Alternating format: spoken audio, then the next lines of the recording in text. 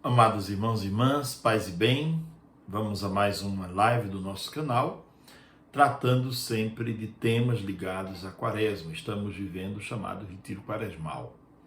Ontem nós começamos a falar sobre o sacramento da penitência, da confissão, e hoje nós vamos continuar o mesmo tema. Hoje nós vamos falar da estrutura desse sacramento, né? Sobretudo da estrutura do que se refere ao sacramento feito de modo auricular, né? Uma pessoa por vez que vem, conversa, se confessa e tudo mais, tá certo? Nós estamos ainda devendo algumas lives, né? Nós vamos retomar e vamos entregar essas lives que ficaram para trás. Gostaria muito de ter uma noite para falar sobre a conversão de Santo Agostinho, a conversão de Paulo, o apóstolo, né? Também uma noite sobre a chamada oração do coração puro, a Puritas Cordis, de João Cassiano, e alguns outros temas, o jejum na era patrística, por exemplo, é um tema muito interessante, além de outros temas que nós vamos tratar, e as bem-aventuranças, e, havendo tempo também, os mandamentos, por isso que sejam 2 mandamentos numa noite só, né? Mas o nosso desejo é fazer esse programa, tá certo? Até o final. Bom, então quando se trata de estrutura do sacramento, a primeira coisa que é importante considerar é que quando a pessoa vem se confessar, é claro, ela vem até a igreja, o desejo dela é encontrar a misericórdia de Deus. Muitas pessoas perguntam qual é a melhor maneira de se confessar, sentado, de joelhos. A igreja hoje oferece vários modos, né? Tem uma cadeira perto do confessor, às vezes a pessoa tem problema no joelho, não pode se ajoelhar, às vezes está muito obesa, não tem condição, ou por uma razão ou outra, né? Um problema de joelho mesmo, uma artrite, uma artrose, e ela pode ficar sentada. Mas eu mesmo prefiro me confessar de joelhos, quando eu vou me confessar, né? Porque eu creio que é um modo de expressar com o corpo o desejo sincero de buscar uma conversão, né? Pois bem, e vamos tratar do rito, né? Primeira coisa que acontece é a saudação. O padre saúda a pessoa que está chegando e a faz entender que aquele momento é um momento de um diálogo sincero com Deus e, em nome de Cristo, pode fazer uma oração sobre ela. Eu tenho aqui uma oração de um monge que, segundo ele a faz sempre que vai confessar as pessoas, né? Reza essa oração no início da confissão. Trata-se de Anselmo Grun, que é um monge muito conhecido, né? Ele diz que reza assim: que Deus, iluminando o nosso coração, lhe dê o verdadeiro reconhecimento dos seus pecados e da misericórdia dele. Então, 2 coisas importantes, né? Um coração iluminado pelo Espírito Santo para poder chegar ao entendimento da misericórdia de Deus e depois dos seus pecados também, ter muita clareza dos seus pecados. Ninguém vai buscar a confissão para enrolar o confessor, né? E nem para cumprir uma formalidade, mas vai porque deseja de fato mudar a vida, não é? Depois, então, e ele diz assim: bom e misericordioso Deus, aí diz o nome da pessoa, Antônio veio a ti para apresentar sua vida com todos os seus pecados. Faze com que ele reconheça o que o impede de trilhar o caminho que leva a ti, o caminho da salvação, o caminho da sua própria vitalidade. Envia-lhe teu Espírito Santo e o liberta de tudo que o oprime. Faz-o acreditar no teu perdão e doa-lhe teu Espírito Santo, para que ele possa perdoar a si mesmo, que é algo muito importante. Muitas vezes a pessoa recebe o perdão de Deus, mas ela não consegue se perdoar. Então aquela confissão, ela teve o seu valor, mas a pessoa não conseguiu se perdoar. E várias confissões contam a mesma coisa, não é porque cometeu de novo, mas porque é uma coisa lá atrás, mas não consigo. E assim conta várias vezes o mesmo pecado. Então é importante aprender a perdoar-se, perdoar a si mesmo, para que ele possa prosseguir seu caminho livre e fortalecido. É isso que te peço, em nome de Jesus Cristo, nosso Senhor. Amém. Pronto. É uma oração para... Normalmente eu rezo uma oração silenciosa, né? Peço que Deus coloque no coração daquela pessoa a força do Espírito Santo para que ela possa reconhecer com sinceridade seus pecados, confessá-los e, arrependido dos seus pecados, depois da confissão, buscar uma vida nova. Pronto, é isso. E depois dessa oração, pode ser lido um texto bíblico. Eu lembro que a gente vai passando o tempo, né, a gente às vezes esquece, mas é importante ter a Bíblia num canto assim. Eu lembro de vários lugares, casas de retiro e conventos, onde eu atendi confissões, onde eu encontrei tem a mesa do confessor, uma estola roxa, uma Bíblia, né, e a gente sempre tinha a Sagrada Escritura ali. Não só para ler um texto introdutório, mas também para iluminar a vida da pessoa. Às vezes a pessoa está contando uma coisa que tem a ver com um texto bíblico que eu posso pegar na Bíblia para iluminar a vida dela. Então, a Sagrada Escritura é um roteiro importante para se usar na confissão, claro. Aqui, pode-se começar, depois dessa oração, dessa saudação. O padre, na saudação, ele deve expressar o amor de Deus, a misericórdia de Deus, né? E não um julgamento, né? Certa vez, dizem que antigamente tinha padre que confessava assim, a pessoa chegava para dizer, acuse-se, acuse-se. É interessante, né? Não é bem assim, né? A pessoa deve lembrar dos seus pecados com muita sinceridade, né? Mas, sobretudo, lembrando a misericórdia de Deus, né? Tem um pensador que diz algo muito interessante, que a confissão é o único tribunal no qual a gente tem a certeza de que nós vamos nos colocar como réus confessos e vamos sair absolvidos. Então é algo muito belo. Deus nunca nos vira as costas, não nos virará as costas nunca, apesar dos nossos pecados, limites e fraquezas. O segundo ponto seria um texto bíblico para iluminar o coração do penitente, para que ele tenha consciência de que aquele encontro é um encontro que pode mudar a vida dele para melhor. Pode ser, tem várias sugestões de textos, mas poderia ser esse texto da primeira carta de São João, capítulo 5, capítulo 1, digo melhor, versículos 5 a 10, no qual se diz assim: Deus é luz e não há trevas nele. Quando dizemos que vivemos em comunhão com ele e mesmo assim vivemos nas trevas, estamos mentindo e não praticamos a verdade. Quando dizemos que não temos pecado, estamos enganando a nós mesmos e a verdade não está em nós. Quando reconhecemos nossos pecados, ele é fiel e justo, perdoa nossos pecados e nos purifica de toda injustiça. Belo, belo esse texto, porque enquanto nós ficamos na mentira, na nossa mentira, né, de dizer que estamos bem, não, está tudo bem, eu estou ótimo, hoje é uma coisa que a gente vê muito, né? Eu fico às vezes olhando, né, na internet, às vezes, as postagens, né, de gente que faz de tudo para aparentar que está muito bem, mas a vida está toda quebrada, precisando de, como um carro velho, parar numa oficina, né? Está precisando de uma boa confissão, precisando voltar à vida de oração, digo isso sem julgamento, mas é a vida, né? A vida é assim. Pois bem, depois dessa acolhida sincera, bondosa, da parte do sacerdote, dessa oração inicial e dessa leitura bíblica, vem o chamado exame de consciência. E como eu falei ontem, você pode usar muitos meios para fazer um bom exame de consciência. Você pode partir dos mandamentos, depois passar pelos pecados capitais, a igreja chama de pecado capitais, mas você pode partir por aquilo que eu ensinei, né, nesses dias, os 8 pensamentos diabólicos, malvados, que podem destruir a alma, né? Depois, observar os mandamentos da igreja.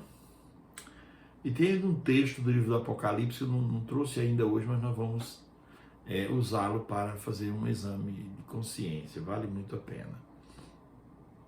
Então, fazer um bom exame de consciência para não ser superficial na sua confissão. Não ser superficial, não faltar com a verdade, não contar as coisas pela metade, né? É importante contar o pecado. E para que o confessor tenha a consciência do tamanho do pecado, se possível, contar inclusive as vezes que cometeu, quantas vezes, tudo direitinho. É um ato de humildade, né? É um ato de humildade. Porque daí se vê a gravidade. Por exemplo, uma coisa é que um marido trai uma mulher. Ele traiu uma vez por uma razão ou outra, bebida, uma coisa, outra coisa é que ele traia sempre e tenha uma amante fixa ou duas amantes. Então já é outra situação. O pecado é o mesmo, a infidelidade, mas em situações diferentes, diversas, não é? Bom, eu tinha um diretor espiritual, nós tínhamos no seminário um padre que era muito famoso, tinha uma vida espiritual muito profunda, e ele dizia que todo pecado pode ter os seus agravantes, né? E de fato, uma coisa pode tornar aquele pecado mais grave do que o que parece. E depois ele dizia que um pecado não nasce ou não tem a raiz naquele momento em que ele acontece, a raiz vem de muito antes, né? Uma infidelidade não acontece na hora que acontece, mas vem de antes, começa com olhar, com consentimento, com outras coisas, não é? Pois bem, e aí partimos para o chamado exame de consciência, que é quando a pessoa vai observando a sua vida a partir dessas coisas todas. Tem um confessor, um grande monge, que diz assim, que 3 pontos poderiam servir de base para a confissão. É pensar na sua relação com Deus, que são os primeiros 3 mandamentos, a lei de Deus, na sua relação com o próximo e na sua relação consigo mesmo. Porque há muitas coisas que a gente não considera pecado, mas são com relação a si mesmo. Por exemplo, a falta de cuidados com a saúde, com a higiene, com o sono. Tudo isso às vezes é pecado, porque se você se cuida mal, você destrói seu corpo e morre cedo. E essa não é a vontade de Deus a seu respeito. Então é preciso se cuidar melhor. Isso tem a ver com o pecado do ponto de vista pessoal, né, que a gente tem que olhar a nossa relação com Deus, com o próximo, mas também o cuidado e o zelo com a gente mesmo. E também quando isso é exagerado, cai em um dos vícios capitais, né?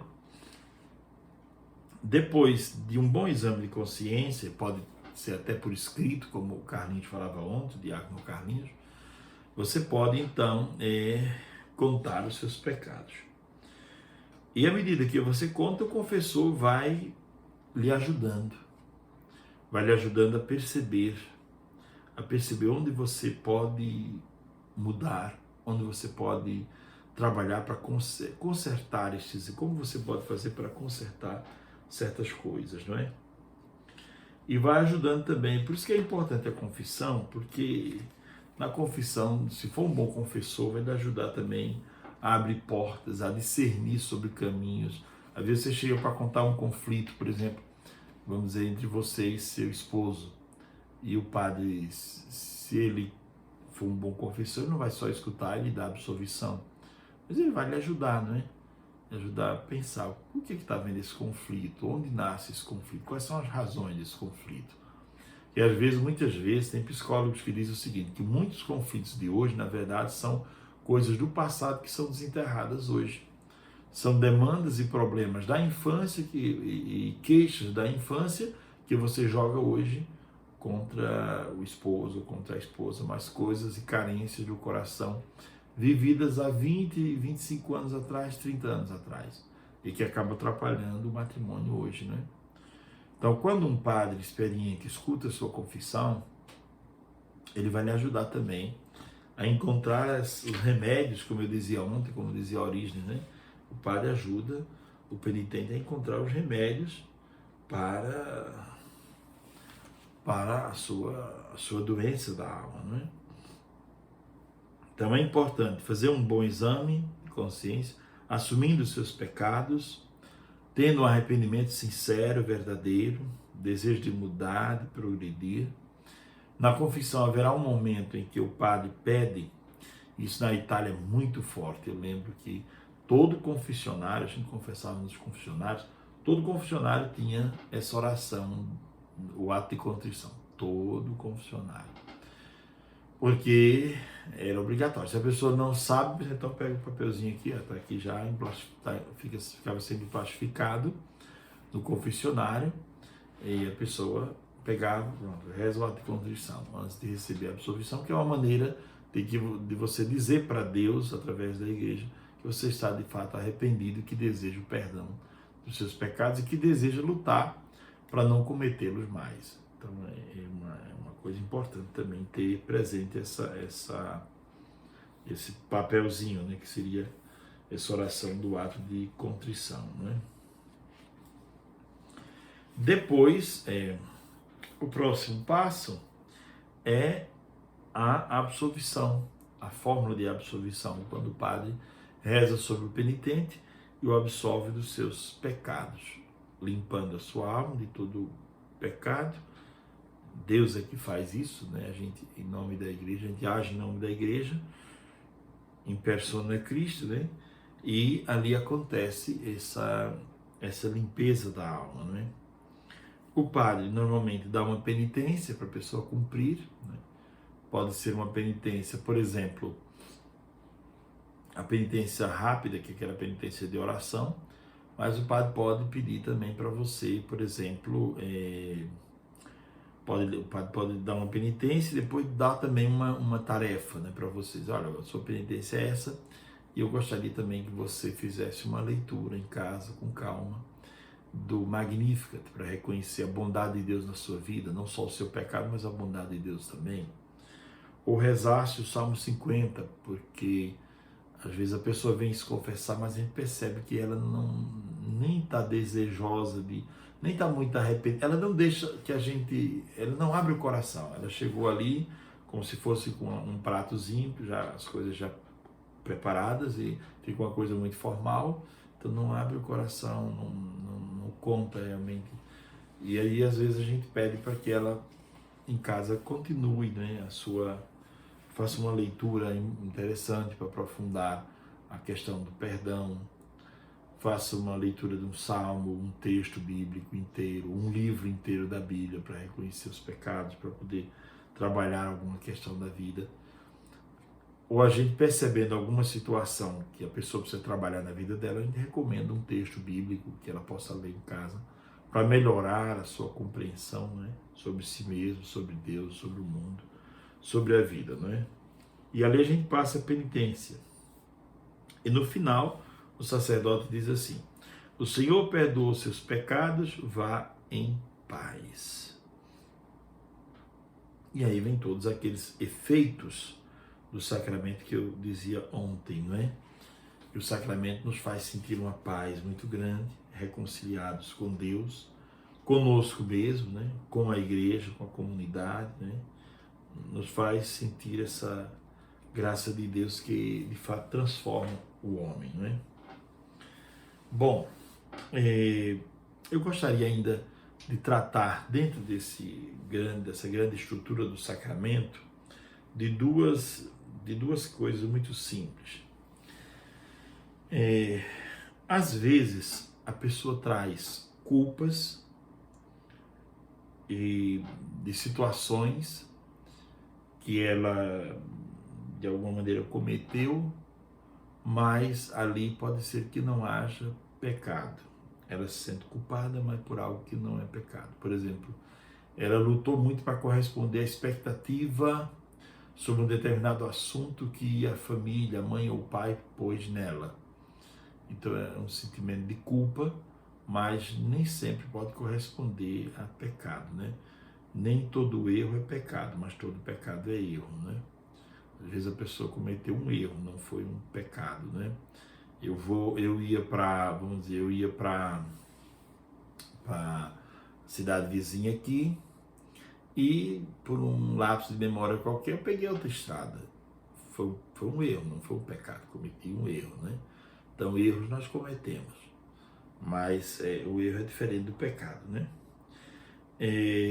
Então a pessoa às vezes se sente culpada por não atingir a expectativa de outro, ou se sente culpada às vezes por ela foi criada trabalhando muito, então às vezes ela se sente culpada porque está descansando, porque está tirando uma manhã na semana para dormir um pouco mais, então ela está achando que é preguiça, ou porque ela está tirando um dia para repousar, ou porque ela se deu um presente, ela foi criada numa família muito simples e ela acha que aquilo é luxo, e às vezes é uma necessidade, né? Quantas pessoas eu encontro que eu digo às vezes a pessoa, olha, você gasta muito com tantas coisas, tire um pouquinho daquilo que você gasta para cuidar de você também.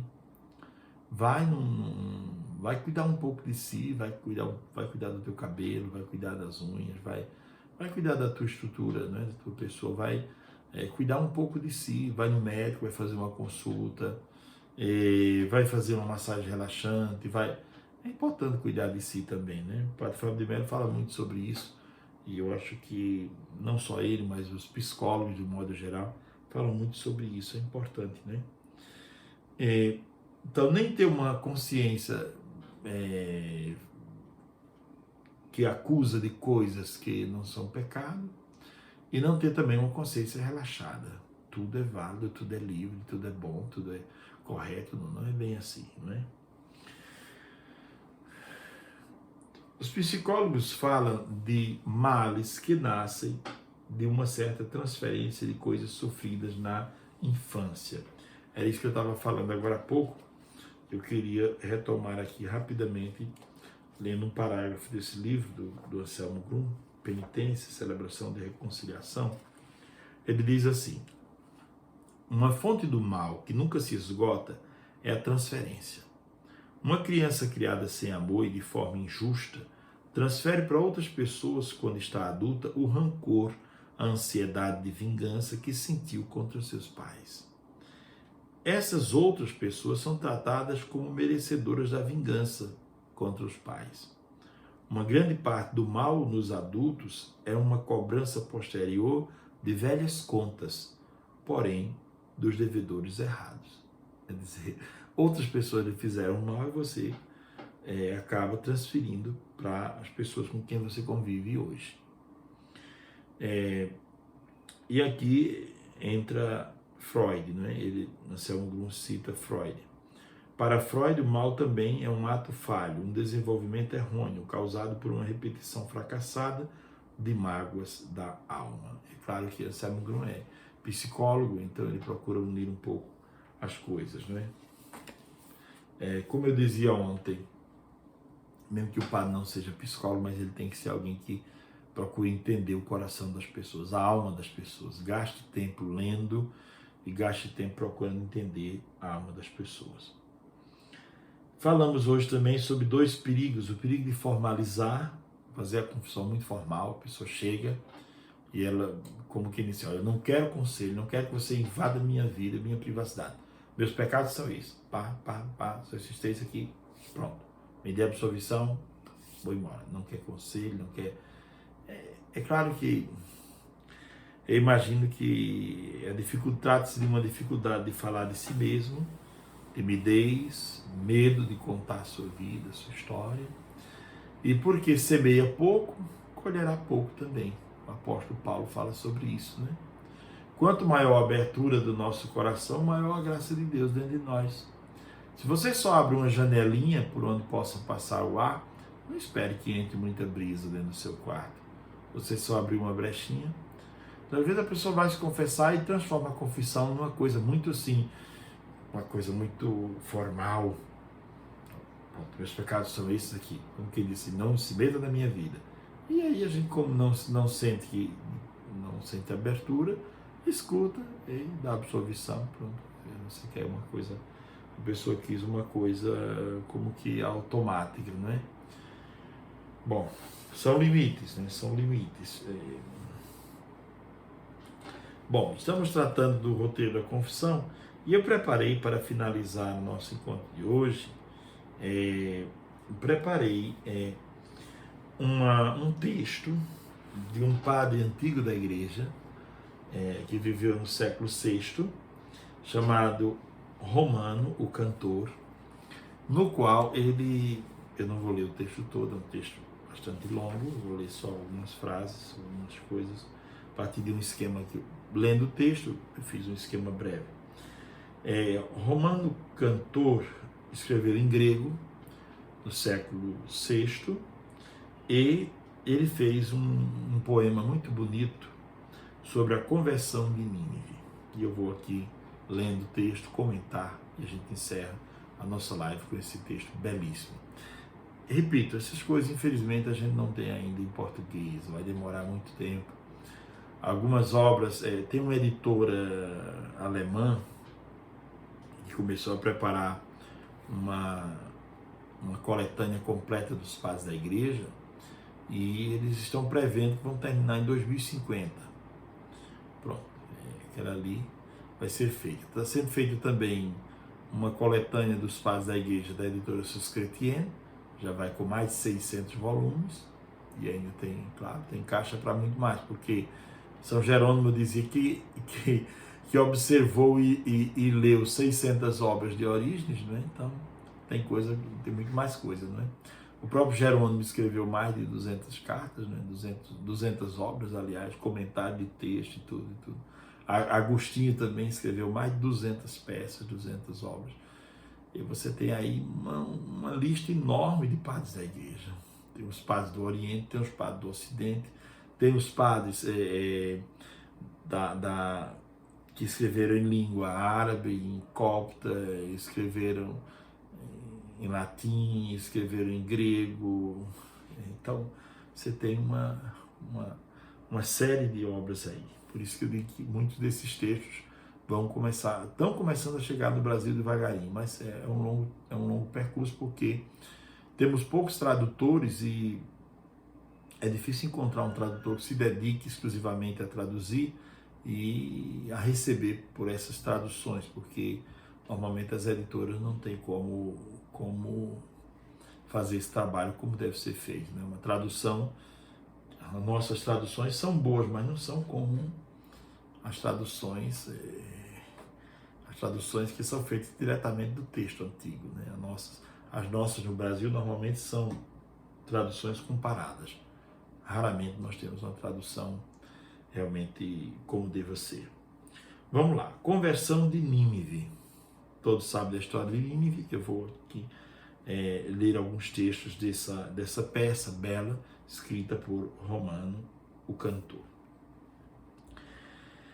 Ele diz: Senhor, aceita nossa conversão. Tu profetizaste a perdição de Nínive. Tu perdoaste o castigo o castigo anunciado. Senhor, tua misericórdia venceu a cólera. Por isso também hoje tem piedade do teu povo e de tua cidade. Com tua mão poderosa, destrói os teus inimigos, e por tua intercessão, aliás, e pela intercessão da Mãe de Deus, aceita a nossa conversão. O hospital da conversão está aberto a todas as enfermidades morais. Interessante, a confissão. O que é a confissão? O hospital das enfermidades, todas, enfermidades espirituais, morais, etc. Né? Confissão é isso. Os padres da igreja comparam muito a igreja como templo a um grande hospital, isso é fato. Inclusive tem uma obra muito famosa que trata de Cristo, são 3 volumes grossos, né? Que trata de Cristo como médico da alma, né? São Márcio Confessor escreveu sobre isso, e outros padres, Orígenes também escreveu sobre isso, Cristo, médico da alma, e trata da igreja como sendo um grande hospital, um lugar onde as pessoas vêm se recuperar das suas enfermidades, e de fato é. Porque nesse hospital existe uma dieta especial, que é a Eucaristia, receber o corpo de Cristo, a dieta para recuperar o doente.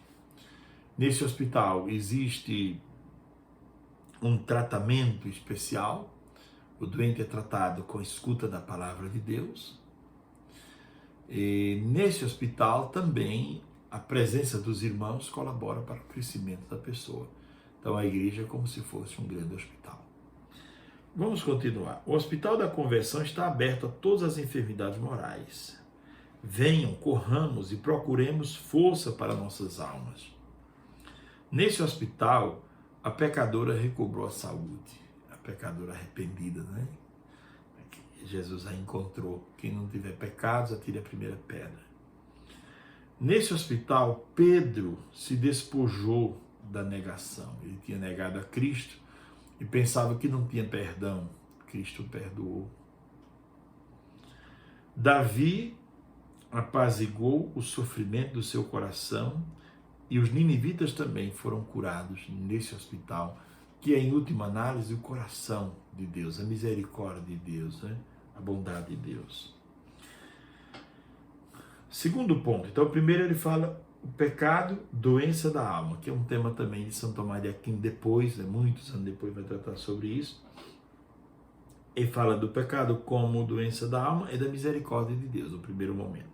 No segundo momento, ele fala do poder da oração com lágrimas. Aí ele diz: a nenhum paciente se cobram honorários. É o único hospital em que não se cobra honorários. Você vai para receber a sua saúde e não tem que passar o cartão. Porque nada que nós possamos oferecer teria valor diante da cura que nós recebemos nesse hospital, diz Romano Cantor. Somos curados gratuitamente. Porém, entregamos aquilo que nós podemos, como uma espécie de reconhecimento. E uma das coisas que deixamos ali são as nossas lágrimas. Muito interessante esse texto, né? Somos curados gratuitamente. Por isso que eu repito o que eu disse outro dia, né? Alguém disse que viu uma pessoa dando uma oferta numa igreja e disse: é muito. E aí eu disse: ninguém sabe da história do outro, né? Pode ser muito para você que está olhando. Mas, por exemplo, para quem teve um filho libertado das drogas, não é muito. Para quem foi libertado de algum pecado, de algum vício grave, não é muito. Para quem teve à beira da morte, estava doente com câncer, por exemplo, e foi curado, não é muito. Então, pode parecer muito, como Jesus diz no Evangelho, a quem muito foi perdoado, né, muito essa pessoa vai reconhecer. De quem muito recebeu cura, quem muito recebeu graça, perdão, essa pessoa também expressará muito amor. Isso é normal. Bom, o terceiro ponto ele fala sobre a reconstrução de Nínive. Essa reconstrução de Nínive é a reconstrução da vida da pessoa. Você foi perdoado, recebeu o perdão dos pecados na confissão. Agora você precisa voltar e reconstruir sua vida. Seu casamento, suas amizades, aquilo foi quebrado por conta do pecado. E aí ele chama de reconstrução de Nínive, trazendo também para a nossa vida. É preciso reconstruir a nossa cidade interior, né? E ele diz assim, vamos reconstruir a nossa cidade. Aquilo que foi destruído com as más ações será agora reconstruído. Vamos escolher para fortalecer a casa, para o alicerce, não uma pedra qualquer, mas uma rocha segura. A rocha segura é Cristo, né? Ele mesmo diz.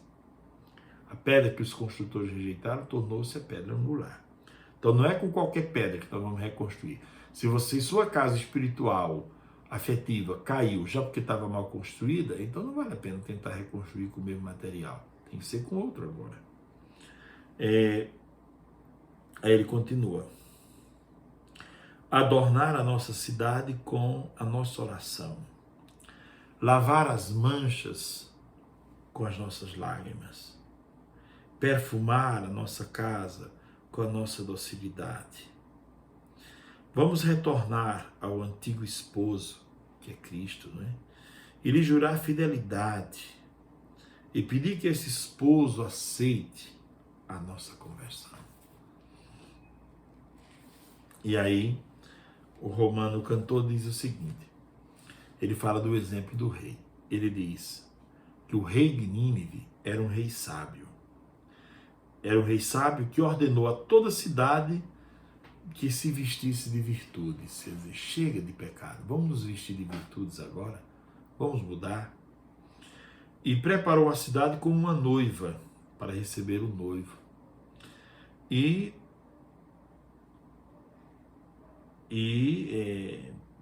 como é que se pode traduzir isso aqui? Ofereceu tudo, todo o necessário para que o povo se reconciliasse com Deus, o seu esposo. Eu te ofereço tudo, reconcilia-me contigo, meu esposo, meu Deus, meu Salvador, e me aceita novamente. Bela oração que ele atribui ao rei de Nínive, não é? Ele diz que o rei tirou as cargas de cima dos animais, ninguém trabalha, era o jejum e era a vigília, a penitência e tudo mais, e preparou a sua cidade, o seu povo. E o povo respondeu ao rei, deixando o seu caminho de perdição. Durante aqueles dias, jovens e velhos, por meio de orações, procissões, jejuns e boas obras, demonstraram o seu arrependimento. E Deus, vendo aquelas boas obras, aceitou a sua conversão. Belíssimo, belíssimo, não é? Belíssimo, belíssimo. E aí ele continua mostrando que Deus ama a conversão e que Deus perdoou o povo quando o povo demonstrou seu arrependimento. É com esse texto que eu termino a nossa meditação de hoje, convidando você para amanhã estar de novo conosco. Lembro que nós temos alguns temas ainda dentro desse processo do sacramento da penitência a afrontar. A questão do pecado, precisa ser muito claro, né? Digo sempre. O que é o pecado? O Novo Catecismo da Igreja tem uma definição muito boa sobre o pecado. O que é o pecado? Depois, o que é essa conversão, essa metanoia, metanoie? E aí tem uma definição muito bela de João Cassiano e de muitos padres da Igreja Antiga sobre conversão. O que é conversão? O que Deus espera de nós nesse sentido da conversão mesmo, né? E depois, dentro da conversão, essa graça de reconciliação com Deus, consigo mesmo, com a igreja, com o próximo, com a comunidade, né? Pois bem, gente, tá aí a nossa reflexão de hoje. Espero que você que está em casa nos assistindo tenha gostado. Espero que ela acrescente a sua vida. Espero que ela lhe faça crescer, né, no seu propósito de buscar a Deus. E não tenha medo de lutar os bons combates. Não tenha medo de, em alguns momentos, até se isolar para lutar os bons combates. Quando às vezes você sente que há uma força do mal, quando você, por exemplo, se acha o centro das coisas, das atenções, se acha que não está sendo aplaudido, reconhecido, você quer reconhecimento, se isola um pouco, vai rezar. Aí um pensamento malvado, como disse Evagrio, uma relação errada com as coisas, e aí entra todos os 8 pensamentos malvados que eu passei nos encontros passados meditando, né? Pois bem, gente, chegamos ao final, vamos rezar juntos. Santo anjo do Senhor, meu zeloso guardador, se a ti me confio a piedade divina, sempre me rege, me guarde, governe e ilumine. Amém. Que o Senhor nos abençoe, nos guarde, nos proteja de todos os males. Em nome do Pai, do Filho e do Espírito Santo. Amém. Tenham todos uma ótima noite, paz e bem.